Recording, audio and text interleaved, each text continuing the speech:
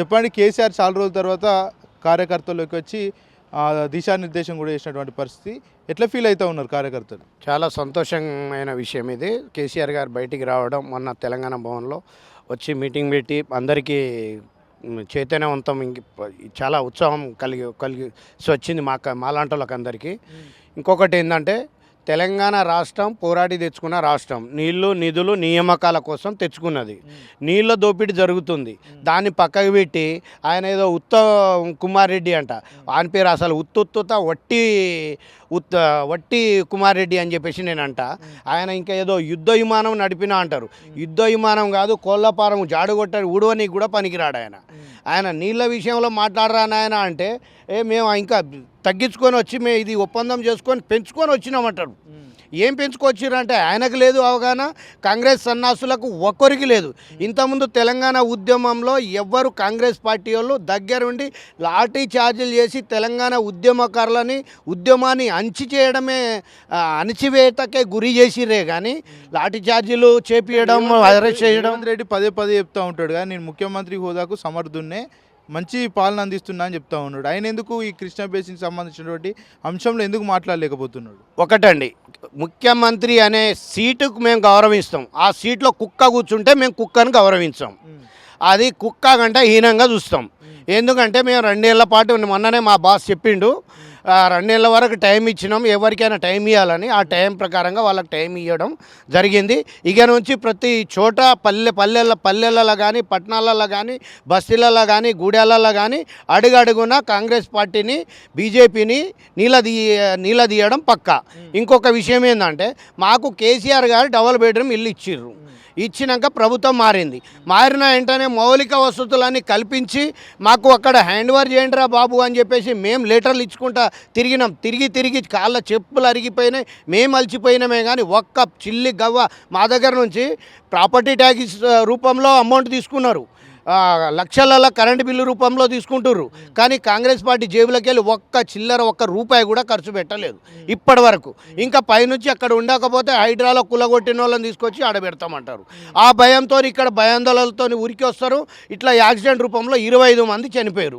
చనిపోయిన 25 మందిని కూడా బొందబెట్టాలంటే కేసీఆర్ గారు శ్మశాన వాటిక ల్యాండ్ తీసిండు, కానీ దాన్ని డెవలప్మెంట్ చేయాలి. దాన్ని డెవలప్ చేయండి అని చెప్పేసి సంబంధిత అధికారులకు కానీ, స్కూల్ విషయంలో కానీ అన్ని విషయాల మీద మేము లెటర్లు ఇచ్చి అలిచిపోయినాం.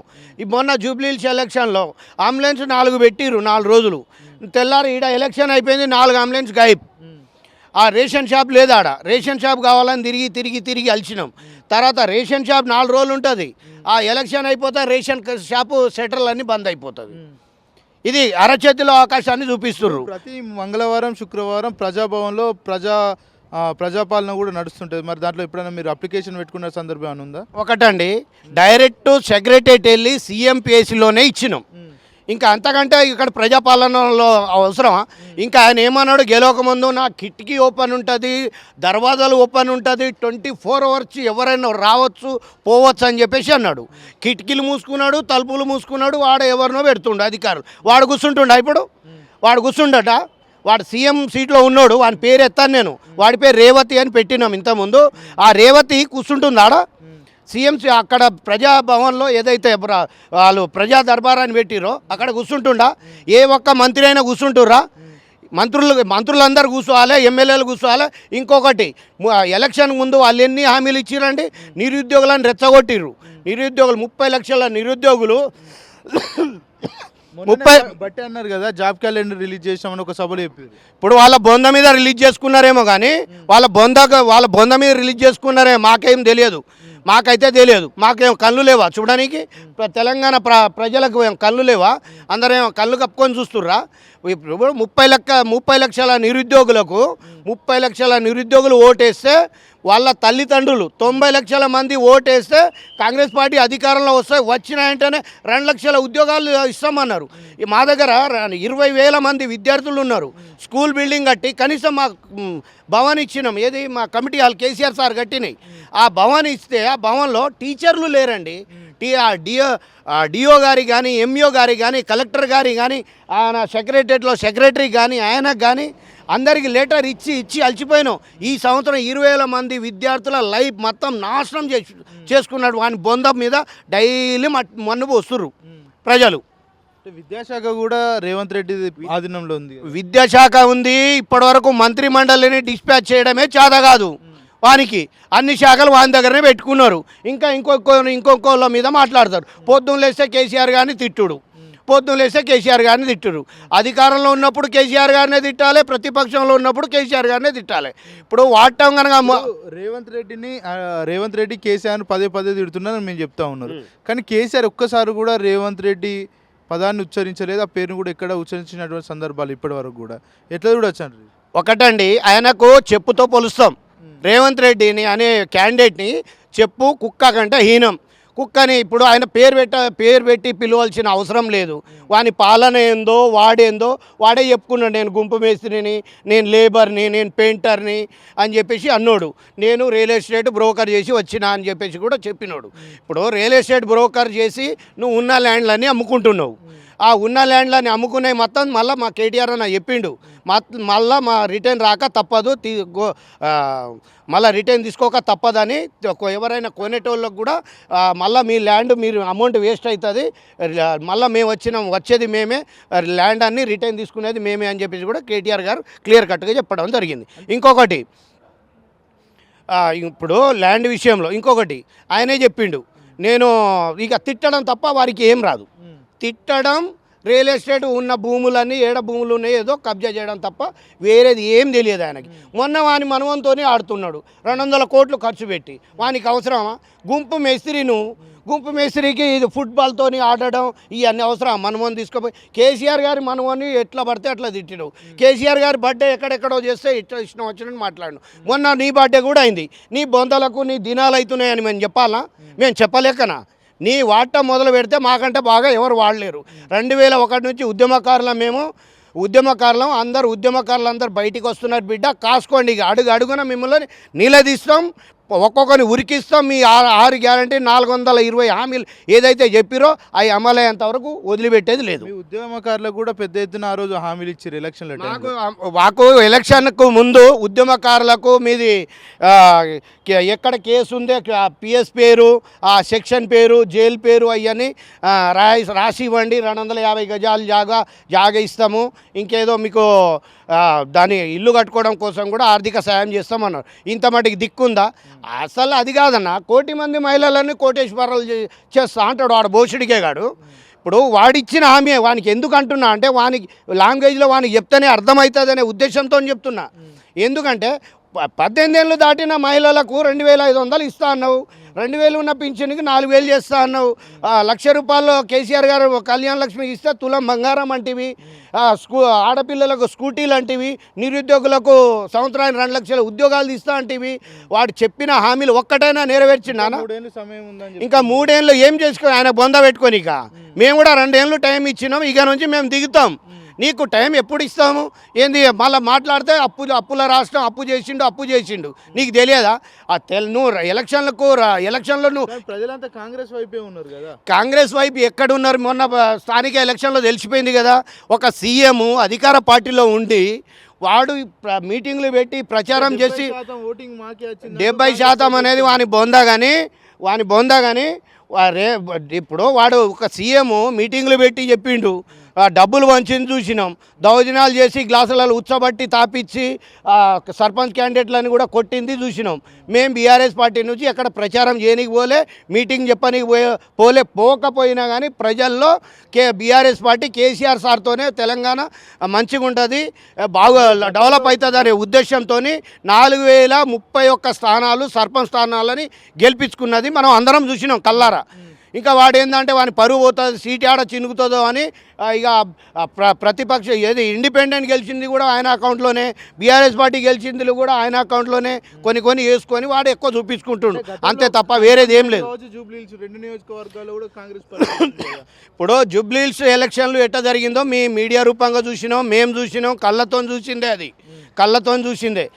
ఇప్పుడు ఆడ ఎంత దౌర్జన్యంగా గెలిచిర్రు, ఎంత డబ్బులు ఖర్చు పెట్టిర్రు, ఉన్న బూత్ ఏజెంట్లని కూడా తీసుకొని పోయి బయటికి పంపించి దొంగ ఓట్లు వేసింది అందరం చూసినాం. దొంగతనంగా ఎన్ని రోజులు గెలుతారు దొంగతనంగా?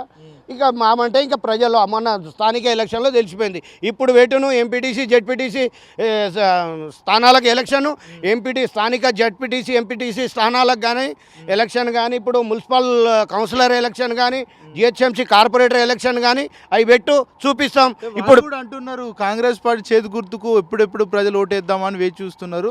ప్రజల్లో మాకు చాలా వరకు ఏదైతే మరి చాలా వరకు ప్రజల్లో ఉందని చెప్తా ఉన్నారు. ఇప్పుడు కాంగ్రెస్ పార్టీయే తెలంగాణని సర్వనాశనం చేసింది, మన అందరికీ తెలుసు. సర్వనాశనం చేసిందే కాంగ్రెస్ పార్టీ. కాంగ్రెస్ పార్టీ సర్వనాశనం చేసింది. 60-70 ఏళ్ళు పాలించింది. ఏం చేసిందన్న తెలంగాణకు? చాలా అన్యాయం చేస్తేనే కదా తెలంగాణకు అన్యాయం జరుగుతుందని కేసీఆర్ గారు ఉన్న పదవులని పక్కకు పడేసి ఇసిరి పారేసి ఉద్యమంలో వెళ్ళి పార్టీ పెట్టి తెలంగాణ తెచ్చుకున్న తెలంగాణని ఇచ్చింది వాళ్ళ మెడలు వంచినాం మనం.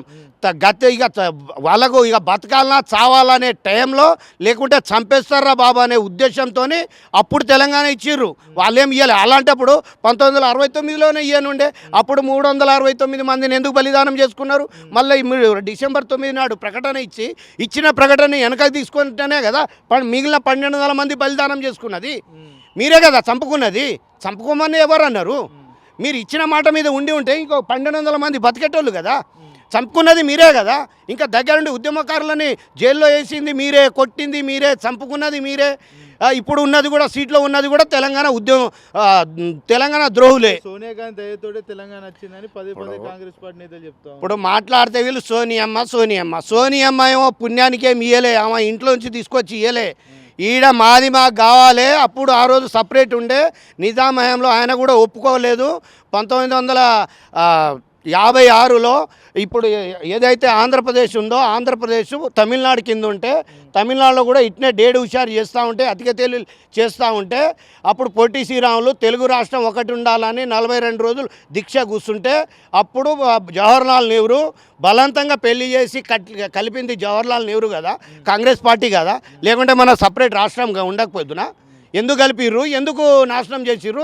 తెలంగాణను ఎందుకు అన్యాయం చేసిర్రు మీరు? ఇప్పుడు 10 ఏళ్ల కాలం పాటు బీఆర్ఎస్ పార్టీ రాష్ట్రాన్ని నాశనం చేసింది. 2047 సంవత్సరం కల్లా మన తెలంగాణ రాష్ట్రాన్ని ప్రపంచం గుర్తించేటట్టు చేస్తా అని చెప్తా ఉన్నారు. ఒకటి, ఆయనతోని ఏది కాదు. ఊదుగాలదు పీరు లేవదు. వారికి ఏం తెలియదు. కాంగ్రెస్ పార్టీలో ఉన్నది సన్నాసులు. మనకందరికీ తెలిసిందే. అందరం చూస్తున్నాం కూడా, కళ్ళతో చూస్తున్నాం. ఆడ నీళ్ళు ఎత్తుకోపోతుంటే కూడా నీకు సోయలేదు. నీకు నీళ్ళు తెలంగాణ ఎందుకు తెచ్చుకున్నాం మనం? నిధులు నియామకాల కోసమే కదా. అదే కేసీఆర్ గారు తెచ్చుకున్న తెలంగాణని మిస్సింగ్ భగీరథ పెట్టి ఇంటింటికి నీళ్ళు ఇచ్చిండు. పల్లెలల్లో పట్టణంలల్లో బిందెలు పట్టుకొని తిరిగింది చూసినాం. రోజు ట్యాంకర్లు వచ్చేది చూసినాము. ఊర్లలో ఇక్కడ నీళ్ళు అరిగోస పడుతుంటే 4 ఇళ్ళు ఉన్నా కానీ ఆడ పైప్ లైన్ పంపించి ట్యాంకి కట్టించి నీళ్ళు అందించిన ఘనత కేసీఆర్ గారు. అదే కాకుండా చిన్న ప్రాంతాలు 10 జిల్లాల తెలంగాణని 33 జిల్లాలుగా చేసింది ఎవరన్నా? కేసీఆర్ గారే కదా. ప్రాంతాలకు చిన్న ప్రాంతాలు అయితే తొందరగా డెవలప్ అవుతుంది, తెలంగాణ మంచి అభివృద్ధిలోకి వస్తుంది అని చెప్పేసే కదా 33 జిల్లాలు చేసిండు. గ్రామ పంచాయతీలు కూడా మేజర్ గ్రామ పంచాయతీ ఉన్న కాడ చిన్న 500 తండాలు కానీ, గూడాలు కానీ, ఊర్లల్లో కానీ చిన్న గ్రామ పంచాయతీలు చేసింది ఎవరు? కేసీఆర్ గారే కదా. ఇప్పుడు సిటీలో కూడా 100 స్థానాలు కార్పొరేటర్ ఉంటే దాన్ని 150 స్థానాలు చేసి చుట్టుపక్కల ఉన్న గ్రామ పంచాయతీలని కలిపి మున్సిపాలిటీలుగా ఏర్పాటు చేసి చిన్న మున్సిపాలిటీలు అట్లా ఉంటే డైరెక్ట్ అక్కడ ఒక ఏఎస్ ఆఫీసర్ ఉంటారు, అక్కడ ఫండ్స్ వెళ్తుంది, ఆ ఏరియా అట్లా డెవలప్ అవుతుంది అనే ఉద్దేశంతోనే కదా. ఇప్పుడు నువ్వు 150 స్థానాలని 300 స్థానాలు చేస్తా అంటావు. చేసి ఏం చేస్తావు? బొందలు పెట్టుకుంటావా?